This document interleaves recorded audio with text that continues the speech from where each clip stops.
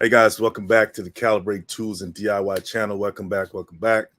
Another week, uh, another week down, right? Another week down, and we're just marching forward into 2025. Um, you know what I'm saying?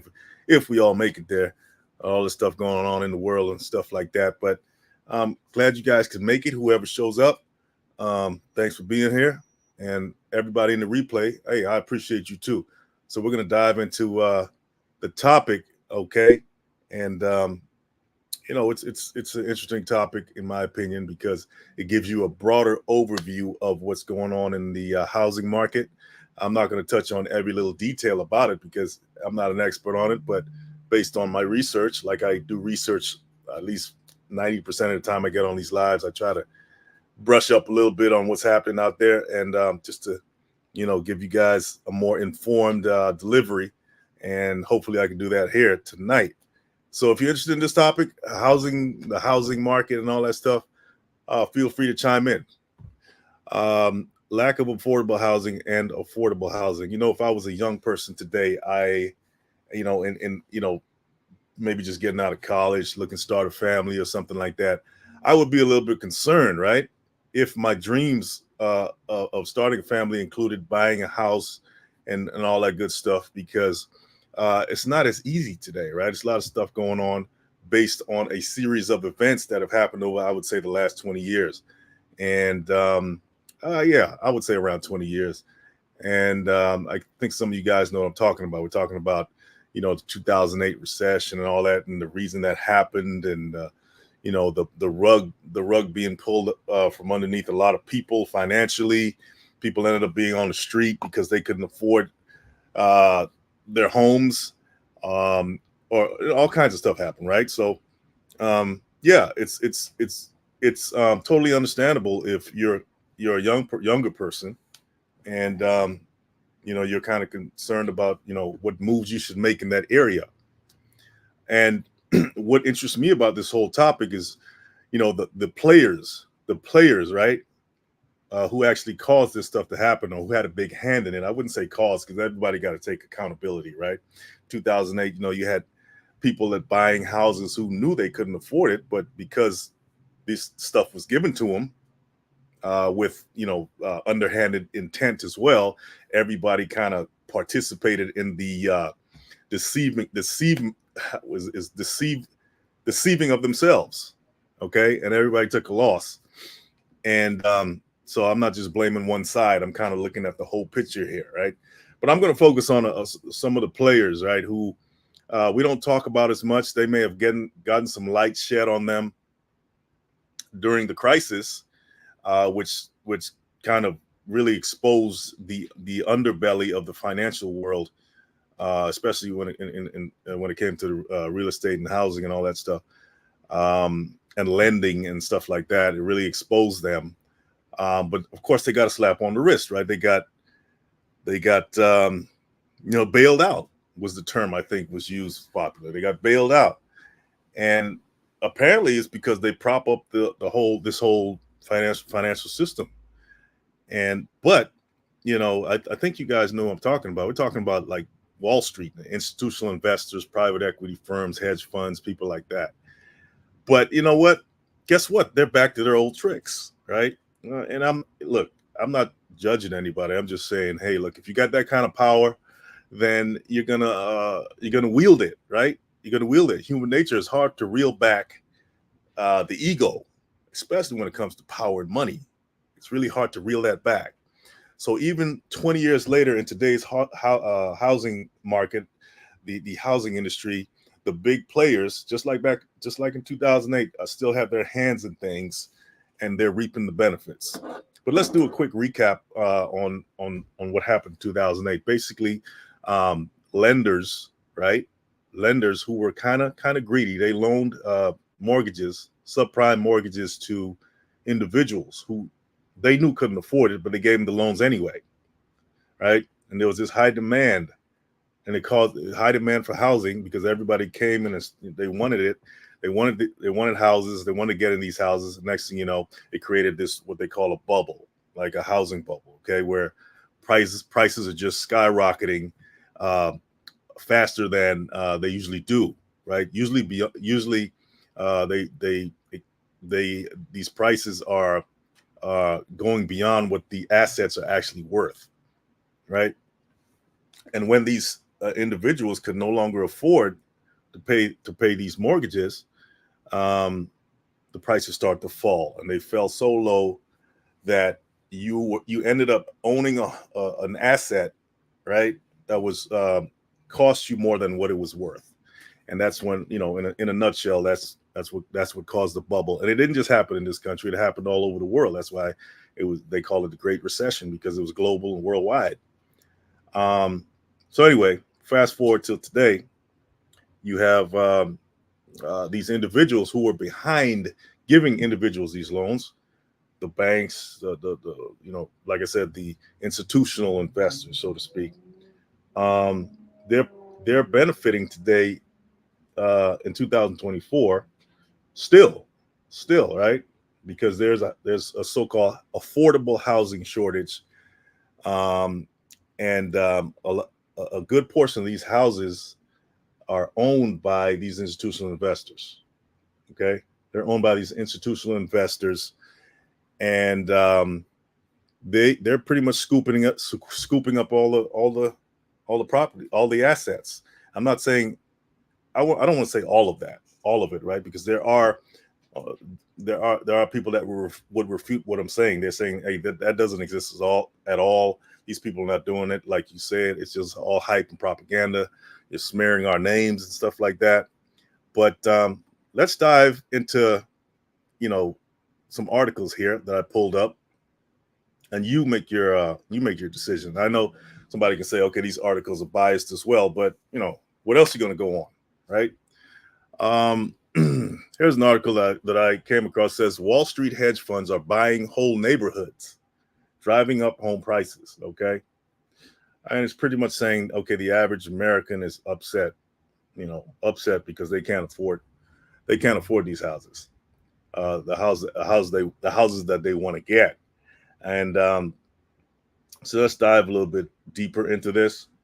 Um, I kind of skip around here. Wall Street, they call it the streets. Appetite for housing began after the 2008 financial crisis, when many homes were in foreclosure. Okay, homeowners found they owed more on them than the homes were worth, and it said, this crisis was created, just like I kind of laid out before. Um, this crisis was created by Wall Street themselves, right? They engaged in very risky lending, and and that's what happened. Okay, so these people weren't able to pay the mortgages when they came due, and that's when the bubble burst. So it said the crisis pushed the economy into a deeper recession, and millions of good old fashioned Americans lost their jobs, and many additional homeowners were unable to pay up. They they too discovered that they owed more on their homes than their homes were then worth. Okay, Wall Street then, this is the kicker right here. Wall Street then became a double predator. Okay, it said it first caused the bubble, by loaning people, uh, uh, giving out these loans, these risky loans to people. Okay, that's how they caused it. And then in the aftermath, they bought up many of the remains, okay, of these assets that went into foreclosure right after everything crashed. And then they bought them up, and then they started renting them out to people, making big money, big bank. Okay, let me go back to the chat here and see if anybody's in there.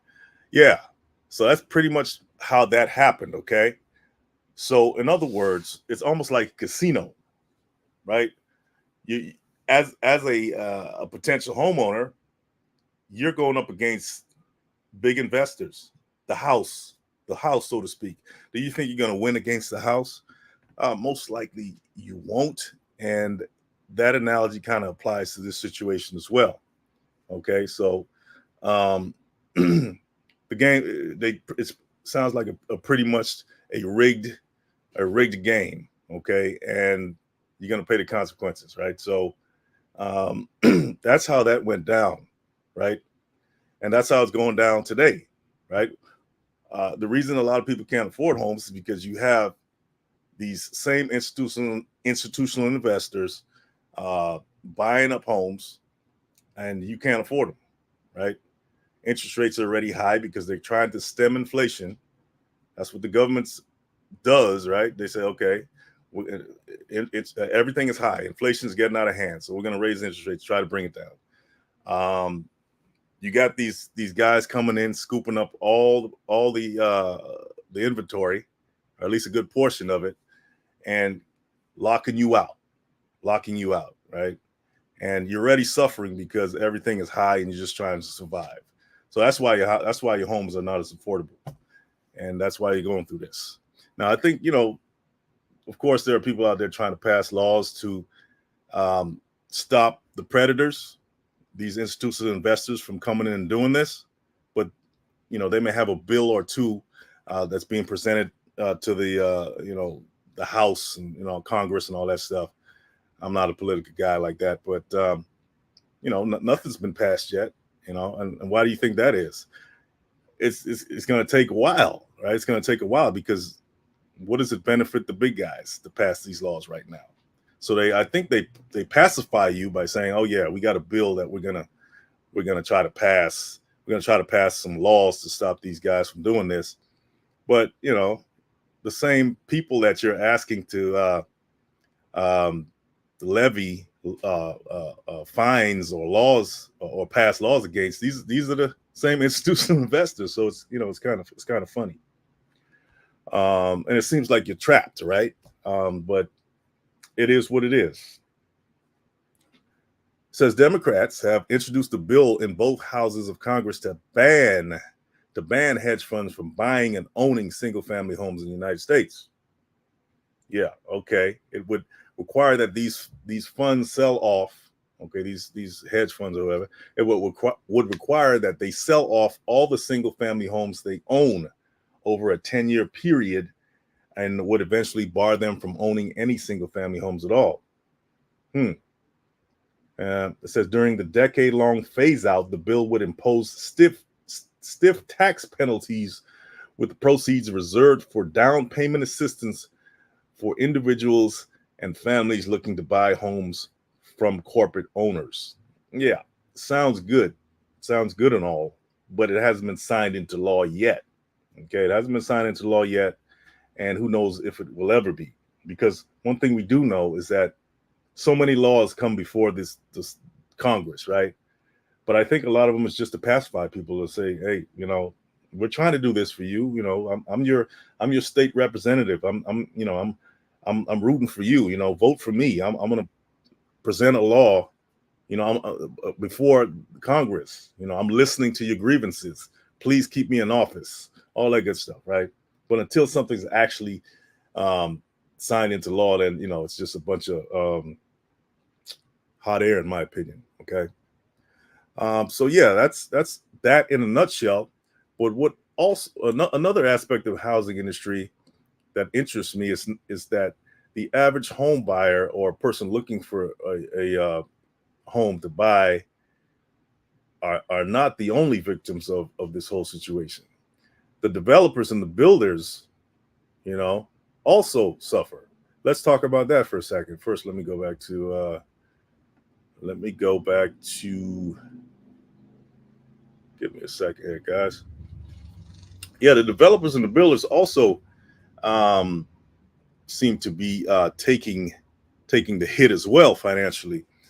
And that brings me to California, where I reside. Okay, it says California is building fewer homes, and the state could get even more expensive, which explains why aside from the fact that California is known for pillaging its residents in terms of their the taxes and stuff like that. A lot of businesses get out of California only to go to another state, maybe like Texas, and thinking it's better. It's not, the grass is not always greener, right? You go to these other states, you're thinking it's better in one aspect, right? You may not have state taxes and stuff like that, but then you got high property taxes too. You got to consider that. That will get you. They're going to get you one way or the other. You just got to pick your poison, all right? But back to California. It said the state could get even more expensive.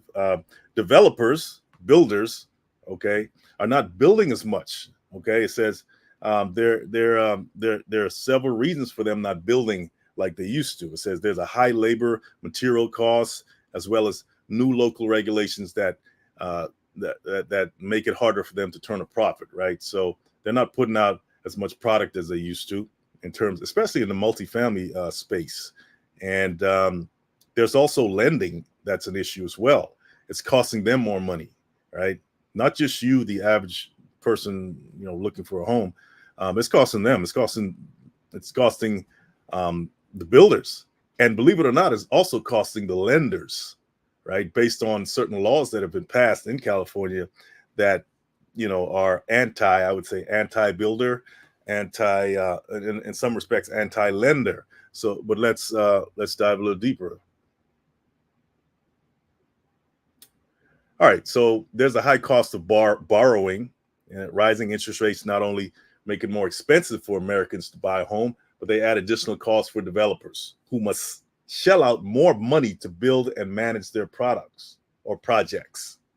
Okay, money costs money, guys. Okay, that's the meaning of debt, right? Debt is not. Oh no, it costs. That's the definition of it. Money costs money. So the more it costs, the less likely people are going to be willing to want to get into anything that's going to saddle them financially. It says preliminary data from the U.S. Census Bureau show building permits for new homes nationwide fell 12% in 2023. This is some recent stuff, guys. I'm not just quoting stuff from like 2 years ago, 2, 3, 4 years ago. It fell 12% in 2023 from the prior year, and 7% in California. Okay, and a lot of these drops were recorded in both single-family homes as well as multifamily homes, which are rentals mostly, right? Let's see one of the reasons why that is, or a few of the reasons. Okay, so there's a funny thing that happened. Demand for their product didn't crater as much as expected, in large part because existing homeowners didn't want to sell and rid themselves of ultra low mortgage rates. It's talking about a company, okay, that was putting out homes. Actually, it's a home builder, and they stopped buying lots because of what's going on, and the mortgage rates. The mortgage rate soared in 2022, it says, but this company stopped buying lots, and that was kind of premature for them because people were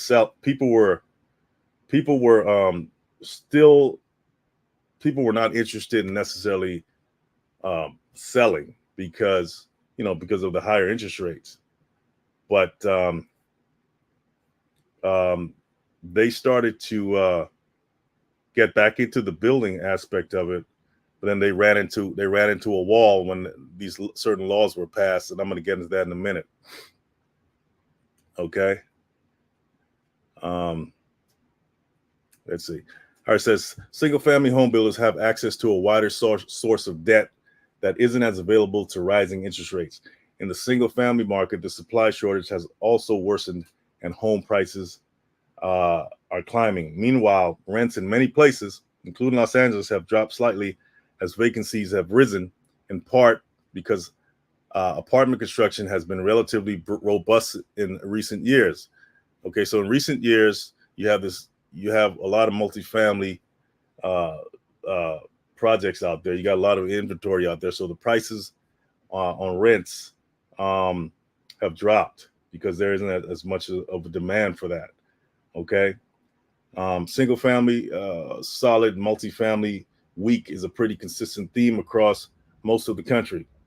And you're hard pressed to find a market where developers and investors are gung ho on apartments. I'm trying to find out. Oh, here we go. I'm trying to find one of the reasons why there is an issue here. All right, so yeah, this is what I wanted to get to, guys, to kind of clear it up a little bit here. I don't know if you guys heard of this tax this tax called the mansion tax, that was I think passed, and that's really affecting how developers go about their business. And the technical name for it is called Measure ULA. It's for the city of Los Angeles, and this is what a lot of builders have to deal with in LA, right? And a lot of them are really looking to build outside of LA just because of this tax. Okay, it says it's known as the mansion tax, except that it applies to all properties sold for more than 5 million. So it's not just about homes; it's about any properties that sells for more than 5 million, okay, dollars. This applies to. It says no matter if they're gas stations, strip malls, apartment buildings, or actual mansions. Like I said, it says the seller is charged 4% of the sales price for properties sold above 5 million and 10 and below 10 million. So between that range, okay. It says apartment developers and real estate brokers said additional costs from the ULA make it harder for them to earn reasonable profit in the business that they're in, which is pretty risky anyway. Okay.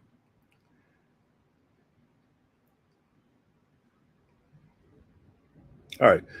So when these builders finish what they're doing, they finish their product building, they finish the project, and it's these big projects that they engage in. It's going to trigger this tax. Okay, and it's for any building over 15 units. Okay, this tax is gonna be triggered on them. So even builders who hold on to their properties usually have to take out a mortgage on a finished building, right? If they haven't sold it right away, they got to take out a mortgage on it. And a lot of lenders aren't willing to risk lending them money because if they foreclose on a property, guess who owes as well? The lenders owes, just like I mentioned before. So it's a chain. It's everybody's risking something. So it's harder for them to build in the city of LA right now because of these regulatory issues that exist. And why, I don't really know. I haven't dove into the reason why the mansion tax was enacted. Or that, but it'll be interesting to see why and who was behind it. And like I said, I don't want to get into the politics of it all, but just want to give you guys a broader overview of the housing market. And it's not just the small guys suffering. Sometimes it's the big guys, or at least the builders, who some people consider, the big guys, but they're really not. It's the institutional guys.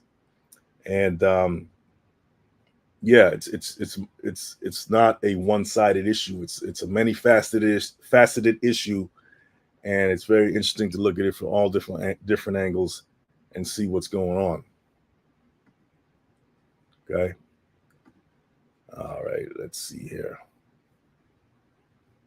Yeah. Okay. So let's see what other challenges builders face, or at least maybe the construction industry in general. Let's see what challenges they face. Price volatility, material costs. That was big a few years ago. Now, the lumber prices have kind of stabilized, but other things have not just yet, right? So that's what they're dealing with, the construction industry. Price volatility, once again, lending, right? It's harder for them to get loans to do their projects. And, just higher interest rates. Yeah, in general. So all these things can affect why you can't get a house at a reasonable price right now. Okay. And that is the deal, at least a window into one aspect of the housing industry. So I don't know.